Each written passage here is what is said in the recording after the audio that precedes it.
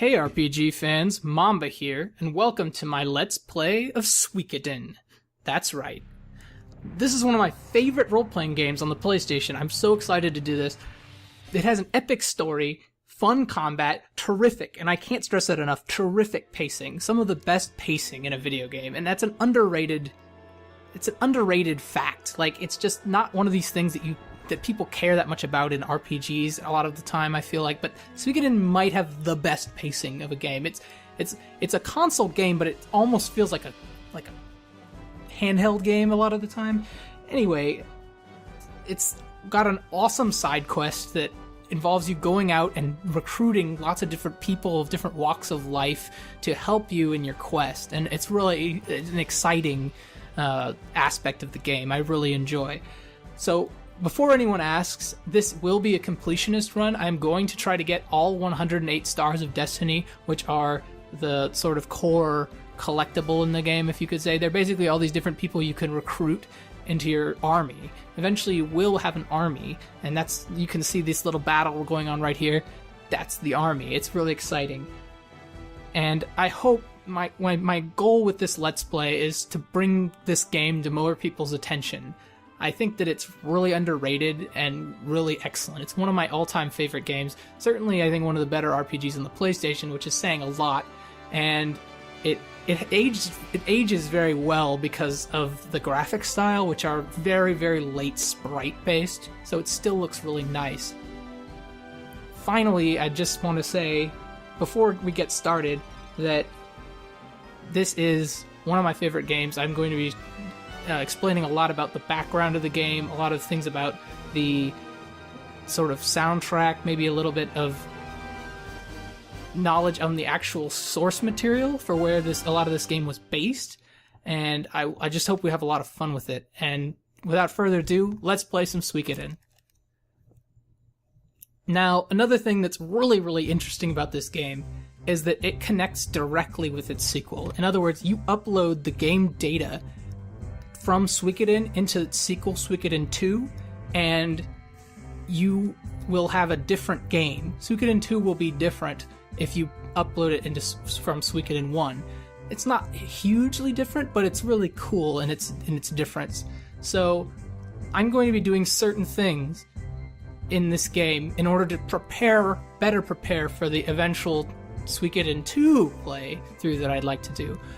Another thing that people might wonder is, what version of the game are you playing? I'm playing the original PlayStation version. I have my disc inside a PS3, and it is recording onto my computer right as we speak. So I am going to be taking this data and using it into Suikoden 2. So I own Suikoden 2. However, for those of you who might be interested in playing Suikoden, it is available on the PlayStation Network, and I would highly recommend that version of it for anyone who wants to play it. And the reason is because it's not very expensive, and you can play it on the go, you can play it on PS Vita. In fact, Vita, I don't know exactly how to pronounce it, I've never really been clear on that, I always say Vita. But the reason I say that is because it's not a very long game, and it's one that I think works very well on a handheld. So it would behoove you to get it on the PSN. However, there is no Suikoden 2 on the PSN. That doesn't exist. It's only available in the original PlayStation, and it's one of the rarest games, and it goes for like $100. So that's a real unfortunate thing. I'm lucky to have the game. If you want to see me play through it, just stay tuned, and I'm probably going to get to it after this. However, we still have to go through the original Suikoden, and for those of you who are wondering, well, even if I don't manage to get Suikoden 2, should I get Suikoden? I definitely say yes. Now, let's start a new game. So, usually, naming my character is very simple. I have like 2 names I use. However, in this game, it's a little more complicated than that because of the importation to Suikoden 2. So, in Suikoden 2, this character is referred to as this, McDull. No matter what you do, he's pretty much always going to be referred to as McDull. However, if I were to name this character something like Ron, I'm just going to show you it. Ron, right? That's a pretty normal name. I don't know if anybody named this guy Ron ever, but His real name in the lore is Tyr, or Tur. I think it's Tyr. I pronounce that as Tyr. Anyway, this is the sort of lore name. This is, if you look this guy up on, websites and stuff, you'll see that this is his name. But the problem with that is that if you import it into Suikoden 2, it'll end up looking like this. It'll end up looking like Tkdal, which I think looks really stupid, and it ends up ends up being irritating to me. So there are two ways around this. One is you can name your character in all caps. So I could name him Tyr, but then it would end up just being Tyr all. Right? This is what it would be in Suikoden 2. Or but even better, you can name it something longer in all caps. So you can be like, okay, Dysadarg, right? So Dysadarg then would become his name in this game and Suikoden 2. However, I hate this because I think it's really stupid to name somebody after in all caps, just for no real reason. And I think it's really annoying because I don't like thinking that they're yelling my name. So I'm just going to name him, do the sensible thing, and name him something starting with an M. In my case, I think it's pretty simple, Mamba, right? Ordinarily, I don't usually use this name, even though it's my YouTube name. I don't think it's a very reasonable name for a human being. However, I'm going to use it in this game because once I transfer it to Suikoden 2, his name will be Mikdal, which is a fine, not a horrible name, unlike anything else. Like, if you put anything before a C, it always is awful. So we're going with Mamba. That's our hero's name in this game. Basically all because of Suikoden 2. And the loading screens are always kind of cool. They have these little sprites that do little things. So you'll see different characters running, or different animals doing stuff. It's kind of cool. It's obviously a CD-based game, so there's loading. I don't know if the PSN does anything about it. So we start out not with an opening cutscene like most RPGs, not with anything, anything major, just sort of real low-key start, and we're going to just talk to this guy here. And so I'm not going to read this. I'm going to try to have it go slow enough for you to be able to read it easily, but I don't want to read this to you because I find that I don't know, I don't really enjoy listening to other people read stuff when I watch LPs, so I don't want to do it. If you guys would like me to read it, let me know. But otherwise, I'm not going to do it. So he's wondering if we're nervous. The audience will be finished quickly. What audience? Just be the way I always am. The Emperor is stern, but there's nothing to be afraid of. So I'm going in front of the Emperor. Who are you? Master Tio, Master Mamba. Okay. The Emperor will save us. So what have I done to deserve this honor? I mean, this is pretty awesome. Okay, Tio Mikdal, General of the Imperial, and his son, Mamba. Okay, so I'm this guy's son. Tio Mikdal is my father, and I am his son. So he's probably just summoned the father and is like, let's see your son while you're at it. So really, I haven't done anything. Okay.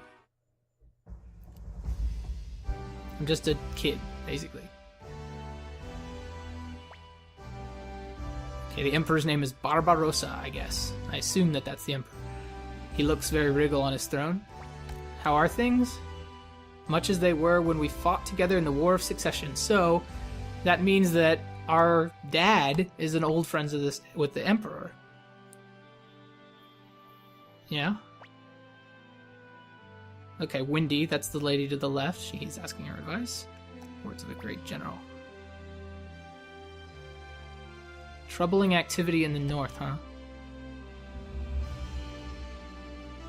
So he's sending our father to the north, so does that mean we're going to come with him? United City-States of Joustone, with General Mikdal in charge, we can rest assured.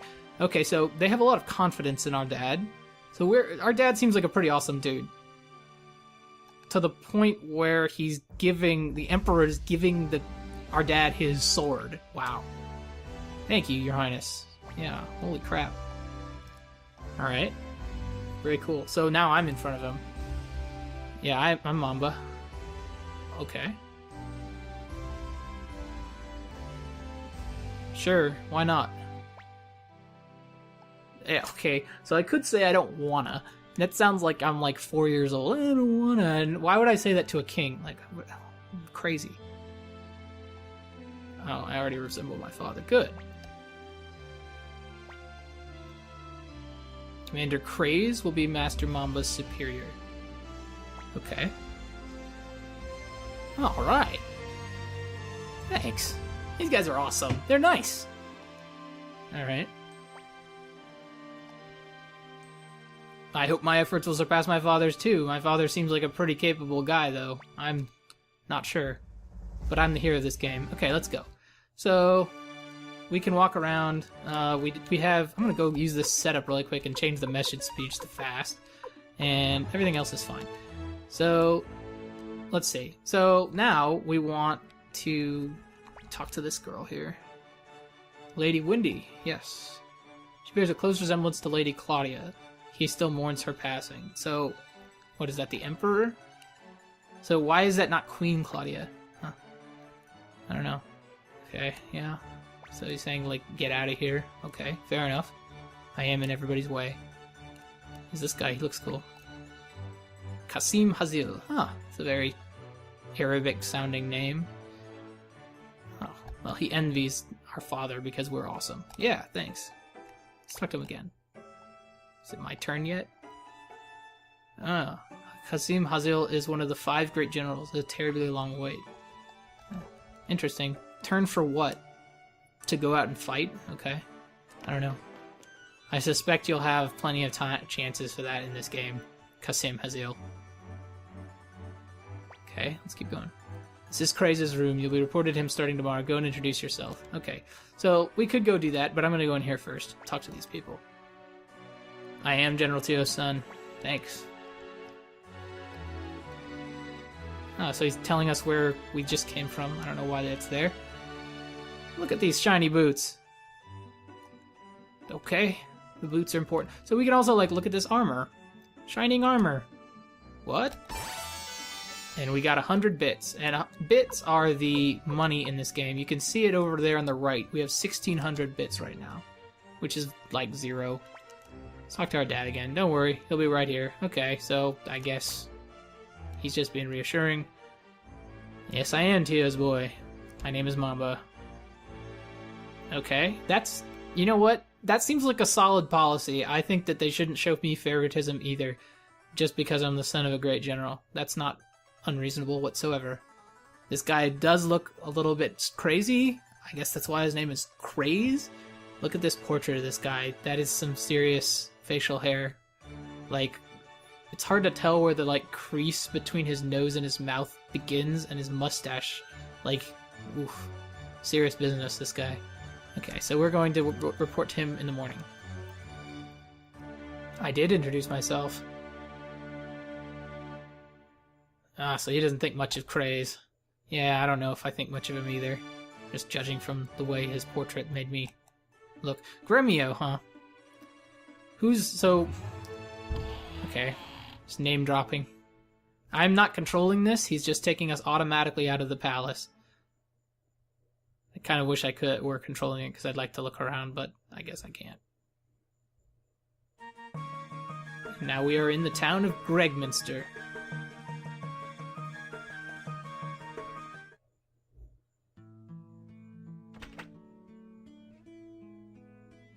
Ah, Gremio. So, he's like our servant, I guess.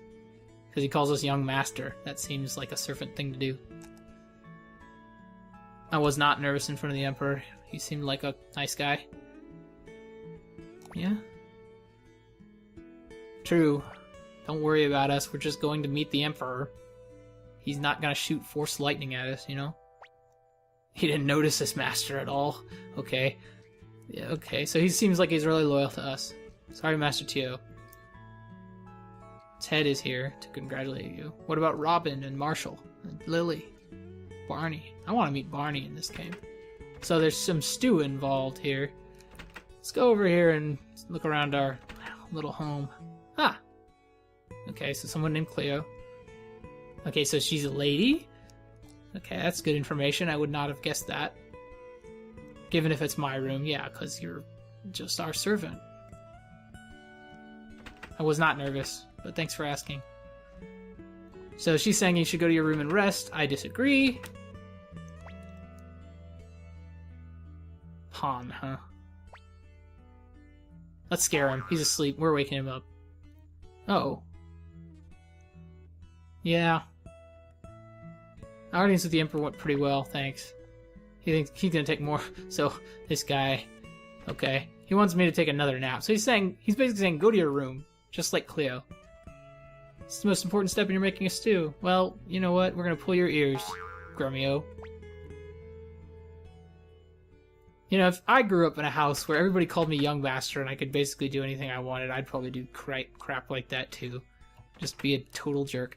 Okay, so fun is over. This part is a very important part, and I'm going to explain to you exactly why. So right now is a crucial decision that you would never know unless you've played this game before and or looked at a walkthrough. I have done both, so I'm aware of it. Now, the thing about this is that you right now have a very unique and short-lived opportunity to obtain a very rare item. One of two rare items depending on a choice you make really quickly. One of the items is something that will double the experience you gain on a specific character. The second item is an item that will double the money you receive after battle. Now, you can obtain the one that gives you more experience after battle much later in the game. So, and the money, you can also do that too, but it's much more difficult because it's a drop off of an enemy, which is significantly less reliable. So and not only that, but the money one is significantly easier to get than the one that's for experience. And the experience only works on a single character at a time, and so it goes into this rune slot. And the thing about it is, there are many characters in this game that this is sort of complicated, and I apologize for getting into it this early before going over other things about the combat. It's not very complicated. However, this is one of the more complicated things. The rune is basically the magic, and many characters have unremovable runes. Like, they have like a specific skill rune or something that they just can't remove, and so those characters can never get that experience rune. So and the money rune is you only have to have on one person, and then everybody gets the money. So I prefer the money rune. So in order to get the money rune, we need to go upstairs. As soon as we go upstairs, we're approached by this fellow. Ah, Ted, we just heard about you. Where's Marshall? Where's the mother? Okay. I met the Emperor, yeah. I'd like to tell you. Let's go up to your room, okay? Tell me all about the Emperor right now. Okay, so Ted joins our party. Now, what we're supposed to do to continue the story is go into this room right here. However, I'm not going to do that because I want to get that rune I mentioned to you. So we're going to leave the house entirely. And at this point in the game, we have free reign. We can do anything we want, which is pretty awesome. So, first thing I always do whenever I go to a new city, and you should do the exact same, is to go to the item shop and just look at it. You don't have to buy anything. You don't have to do anything. Just go there and see what they have. And I just was like, okay, they have a medicine and antitoxin. Great. This is the armor shop. I don't really care what they have. They have these wing boots that are crazy. That's cool. So it's important to do that. And I don't want to tell you why, but you should do it. Just trust me. Do it. Okay, next step. We're going to go to the inn here. And at the inn, we can meet this lady, Marie. And Marie is going to save our life multiple times. So she gives us free in room and board while we're around Gregminster. So we can save the game here, and it's useful to do that. So we're going to do that. We're saving the game now because what we're doing is very challenging. We are going to leave Gregminster and walk to some cities. And in order to do this, it's pretty difficult to do because of our team. Let's look at our strength here. Let's look at what we've got. So we have Mamba here. He is equipped with some stuff, and he has 6 medicines. Ted also has 6 medicines and a robe. So that's important. Mamba's weapon is a level 1 staff. The way weapons in this game work are you never buy new weapons like most RPGs. You upgrade your existing weapon at a blacksmith. So level 1 is horrible. You can see that it only does 5 damage there. Ted, on the other hand, has a steel bow that's level 3, and it's doing 10 damage. So Ted is going to be doing significantly more damage than Mamba at this point in the game. We're both level 1, which is really, really awful, obviously. It's the lowest level. We have 17 health, and our armor, and Ted's armor in particular is, like, just horrible. He only has a robe. Mamba's armor is a little better. It's still not very good.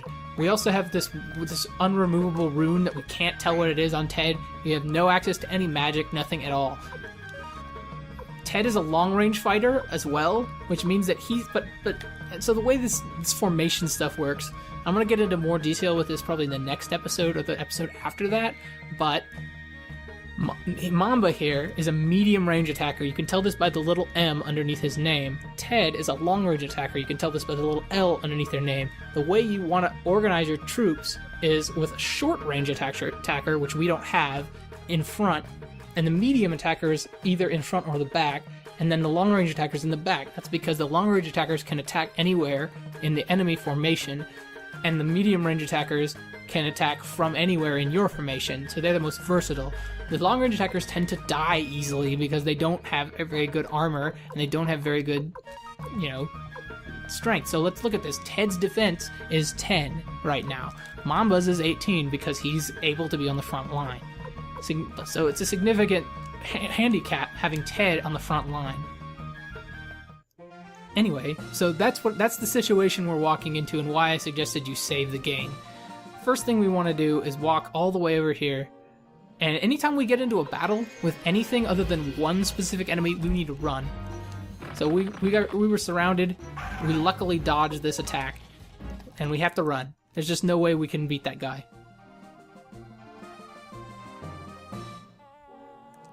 Again, we have to run. We can't beat those things.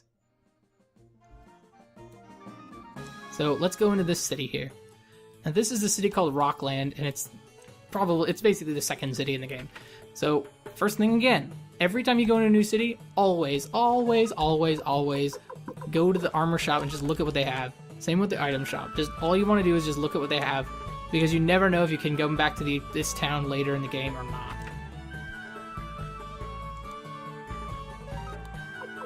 So you can see that this place has an escape talisman, so that's something a little bit new that we can buy from here if we need to.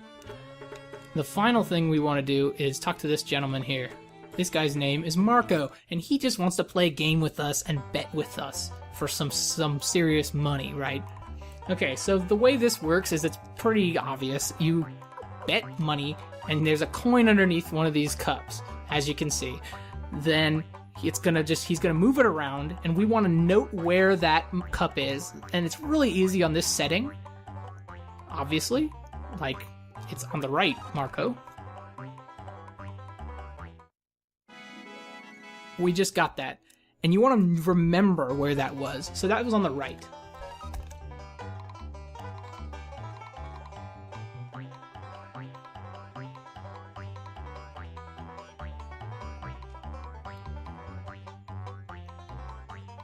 That time it's also on the right. So right now we have right.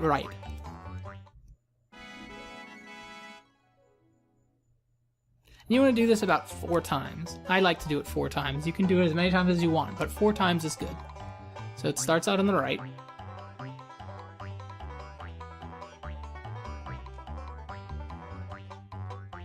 And essentially what's going to happen here is it's also on the right. What's going to happen here is we're going to eventually work our way up to betting for larger and larger amounts of money. And so this is going to be the way we bankroll our level ups, okay? So Marco, right now we just had right. So 3 rights in a row, and now it's on the left. So that's a pattern. So essentially, what should occur is we just did right, left. So 3 rights and then 1 left. Now, what we have to do is we have to confirm the pattern. So we just leave Rockland and come back in. I don't know if that's really necessary, but I'm going to do it just to be safe. Talk to Marco again. Okay, now bet 100 again just to be safe. And then this one should also end up on the right. if I'm correct, this will end up on the right side of the cups. This will be a right cup. Yep. So because it ended up on the right, I now have a pattern. And so now I'm feeling confident enough to move up to the larger sums. So I know that the next one is going to also be on the right because it was on the right last time. The way the game works is that you see, notice how it's going much faster this time. However, I know that it's going to end up on the right. I was able to follow it because it's 1,000. On 10,000, it's almost impossible to follow. The only way to consistently get 10,000 is to memorize these patterns. So it was 1,000. This time it's also going to be on the right. I'm not even going to watch it. I already know. Because I established the pattern. See? It's on the right again. So we've already made like twice. We already doubled our money from Marco, just playing with Marco. And we have it one more time. Since we did it 4 times, we can do it 4 times each time. And this time it's going to be on the left. I don't even need to watch it. I already know it's going to be on the left. See? So what you want to do is you want to make note of this pattern. You can write it down if you need to. I don't need to, but you can. And just, you can keep coming to Marco and betting your bits. And so what we want to do, and what I'm going to have for you next time on the video, is I'm going to have about 40,000 bits. And I'm going to do this by winning 1,000 bits until I get 10,000, or a little over 10,000, probably 11,000 would make more sense, just to be safe. And then I'm going to start betting 10,000 over and over and over until I get about 40,000. And you can keep doing this as long as you want. You could max out your money in this way. It would take a while, but you can do it. And Marco is the most reliable source of money in the game, and he is also going to be in Rockland for quite some time, so we will have plenty of opportunities to come to Marco and restock our money. So we're going to probably go to do this tactic 4 or 5 more times before Marco is somewhat inaccessible again. So anyway, what I'll do now is I'm going to save the game, and I'm going to see you guys next time. So I hope that this was informative for you, and I hope you continue to watch, because I'm going to come out with new episodes of this every day until it's done. So I'll see you next